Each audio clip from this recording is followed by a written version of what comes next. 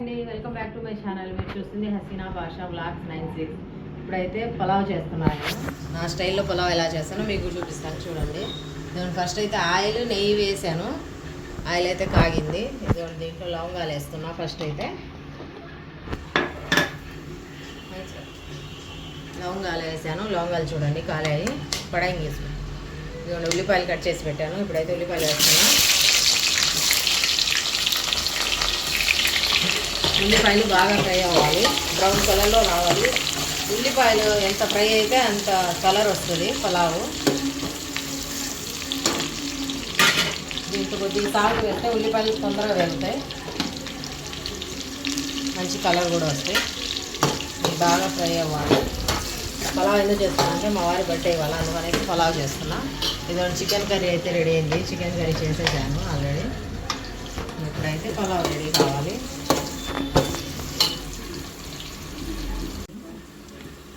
ఉల్లిపాయలు అయితే బాగా ఫ్రై అయ్యి ఇదిగోండి అల్లం వెల్లుల్లి పేస్ట్ అయితే వేస్తున్నాం.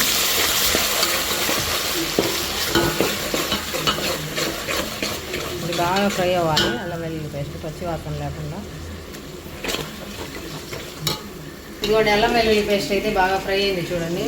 ఇది మాడు పట్టకుండా కదిలిస్తూ ఉండాలి. కొద్దిగా వదిలేసినా మాడు పట్టేసింది. అల్లం వెల్లుల్లి పేస్ట్ ఇలాగే కదిలిస్తూ ఉండాలి ఈ మసాలా ఫ్రై అయ్యే వరకు, ఎసరు వేసే వరకు. ఇప్పుడైతే బాగా ఎర్రగైంది మసాలా. ఇదిగోండి ఇలా ఉండాలి. పులావ్కి మంచి కలర్ వస్తుంది, మంచి టేస్ట్ వస్తుంది ఈ కలర్ ఉంటే పులావు. ఇదిగోండి ఇందులోకి అయితే టమాటా పచ్చిమిర్చి వేసేస్తున్నా. కొత్తిమీర ఫస్టే కడిగి పెట్టేశాను. పుదీనా కూడా వేసుకోవచ్చు. ఇప్పుడు నాకు పుదీనా అవైలబుల్ లేదు, అందుకని కొత్తిమీర ఒక్కటే వేస్తున్నా. ఇది బాగా కలుపుకోవాలి. కలుపుకొని బాగా ఇది కూడా మాడు పెట్టకుండా ఫ్రై చేసుకోవాలి. బాగా సన్న మంట పెట్టుకొని మరి ఉప్పు పెట్టకుండా ఫ్రై అయితే చేసుకోవాలి. ఇందులో జీడిపప్పు వేయాలి కొద్దిగా ఫ్రై అయ్యాక. కొబ్బరి పేస్ట్ కూడా వేసుకోవచ్చు, ఇప్పుడే వేయను కొబ్బరి. ఇది బాగా ఫ్రై అయ్యాక లాస్ట్లో వేస్తాను, ఎందుకంటే కొబ్బరి వేస్తే మాడు పట్టేసిద్ది తొందరగా. ఒక్కొక్కళ్ళు తాలింపులో కూడా వేయరు, వాటర్ వేసి అప్పుడు వేస్తారు. ఇది వాటర్లో ఎసరు వేసినప్పుడు. నేనైతే దీంట్లోనే ఫ్రై చేస్తాను కొద్దిగా లైట్గా, ఎందుకంటే పచ్చి వాసన వస్తుందని. ఇవైతే బాగా కొద్దిగా ఫ్రై అవ్వనిద్దాము 2 నిమిషాలు. మసాలాలన్నీ ఫ్రై అయ్యాయి చూడండి. టమాటాలు పచ్చిమిర్చి కొత్తిమీర అన్నీ ఉల్లిపాయలు. ఇప్పుడైతే కొబ్బరి వేస్తున్నా. చాలా కొబ్బరి అయితే ఇది కొద్దిగా ఫ్రై అవ్వాలి అంతేనా. కొన్ని జీడిపప్పు వేస్తున్నా తాలింపులో. జీడిపప్పు వేస్తే అన్నం చాలా బాగుంటుంది. జీడిపప్పుది అంత రసం బయటకు వచ్చేస్తుంది కదా దీంట్లో ఉడికి, చాలా టేస్ట్ ఉంటుంది.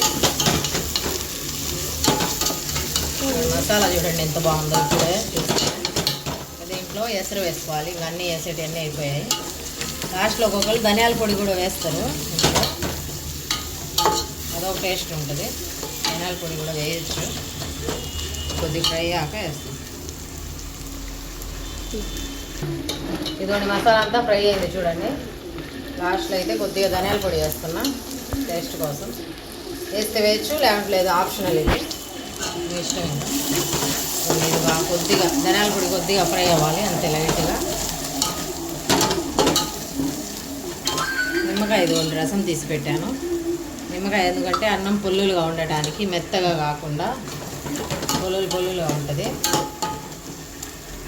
ఇప్పుడైతే మసాలా అంతా ఫ్రై అయింది. ఎసరు వేసేస్తున్నా. నేను ఈ చెంబుతో 1 చెంబు వేసాను బియ్యము, అందుకనేసి 2 చెంబులు వాటర్ వేస్తున్నా. 1కి 1.5 వేస్తారు, నేనైతే 2 వేస్తాను. కొద్దిగా మెత్తగా ఉంటుంది. మా ఇంట్లో కొద్దిగా మెత్తగానే తింటారు, మరి పొల్లులుగా తినరు పులావు. 1 వేసాను కదా. ఇదిగోండి 2 వేసాను. కొన్ని బియ్యం వేసాను నేను, అందుకనేసి ఈ వాటర్ కూడా వేసేసాను. ఇప్పుడైతే ఉప్పు వేసుకోవాలి. సాల్ట్ వేస్తున్నాను నేను. సాల్ట్ కూడా నాకు అర్థమైపోయింది, ఎక్కువ సాల్టే వాడతాను. కల్లుప్పు బియ్యం అదే పనిగా వాడము. ఇది ఎసరు రావాలి. ఇంకా ఎసరు వస్తే బియ్యం అయితే కడిగి పెట్టాను. ఫస్టే బియ్యం నానబెట్టేసాను. బియ్యం నానబెట్టుకుంటేనే టేస్ట్ బాగుంటుంది పులావుకి, బాగా అన్నము బాగుంటుంది. ఇప్పుడైతే ఇదిగోండి నిమ్మకాయ రసం కూడా ఇందులో వేసేస్తున్నా. ఇది ఎసరు రావాలి. బియ్యం నానబెట్టినవి అయితే వేయాలి. ఓకేనా. ఒక 5 మినిట్స్ ఆగితే వేసేయచ్చు బియ్యం. బియ్యం వేస్తున్నా ఇప్పుడు. ఇందులో బియ్యం వేసేసి 5 నిమిషాలు అయితే పులావ్ రెడీ అయిపోయింది.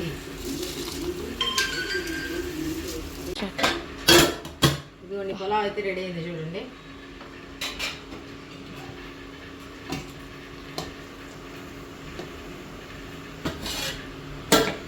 ఒకసారి ఇలా ట్రై చేయండి, ఎలా ఉందో నాకు కామెంట్ చేయండి.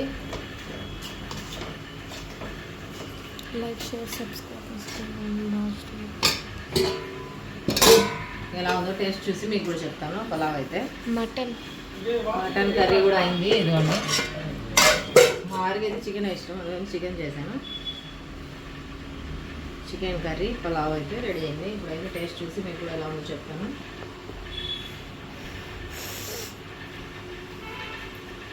సూపర్గా ఉందండి. మీరు ఒకసారి ఇలా ట్రై చేయండి, కామెంట్ చేయండి, లైక్ చేయండి, షేర్ చేయండి. Okay, bye.